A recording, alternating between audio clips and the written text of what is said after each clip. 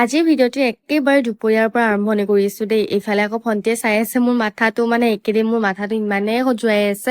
মইতো ভাবিছিলো মোৰ ওকণিয়ে হৈছিলে বুলি, কিন্তু ভগৱানৰ কৃপাত হোৱা নাই। আৰু এইফালে আকৌ আমাৰ ইয়াতে ৰাতিপুৱাৰ পৰা আজি ধাৰাসাৰ বৰষুণ দেই। আৰু বৰষুণ দি থকাৰ বাবে আমাৰ এইজনীক চাওকচোন, তাইৰ অৱস্থা কি। মানে বৰষুণ দি আছে যে তাই আমাৰ ঘৰত এনেকে মৰম লগাকে বহি আছে দেই।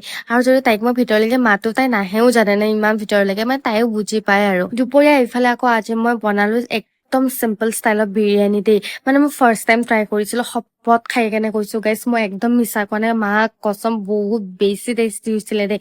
মানে মোৰ হাতখনক মই নিজে চুমা খাইছো, মই মানে ইমান ধুনীয়া বনাইছো কেনেকে। বাৰু মই আপোনালোকক ৰেচিপিটো বহুত সোনকালে দিম দেই। আৰু যিহেতু আজিৰ বতৰটোতো বহুত বেছিয়ে ধুনীয়া, ইমান ধুনীয়া ঠাণ্ডা হৈ আছে, ৰাতিপুৱাৰ পৰা বৰষুণ, এই ডাৱৰীয়া বতৰতো মাংস নোখোৱাকে কেনেকে থাকো। গতিকে গধূলি সময়ত ওলাই আহিছিলো মাংস অকমান লবলৈ বজাৰলৈ বুলি। আৰু অহাৰ সময়ত দেখিলো এই মন্দিৰ ভাগ, চাওকচোন মানে মাক ইমান ধুনীয়াকে সজাই ৰাখিছে নহয়। বাৰু ঘৰত আহি পেলাই দেখিলো মায়ে বনাই আছে কিবা পিঠা দেই। মানে একচুৱেলি এই পিঠাটোৰ নাম ক'ব গ'লে কল পিঠা দেই, কিন্তু মায়ে আজি কলপাতত নাই বনোৱা, মায়ে বনাই আছে ইডলি ষ্টেণ্ডত। মানে মাৰ যোগাৰো আইডিয়া দেখিছেনে। বাকী হৈছে ৰাতি, যিহেতু মই মাংস অনা বুলি কৈছিলো, গতিকে ময়ে বনালো আজি মাংসখিনি। আৰু মই আজি গ্ৰেভি ষ্টাইলতে বনালো, বেছি জোল নাই কৰা।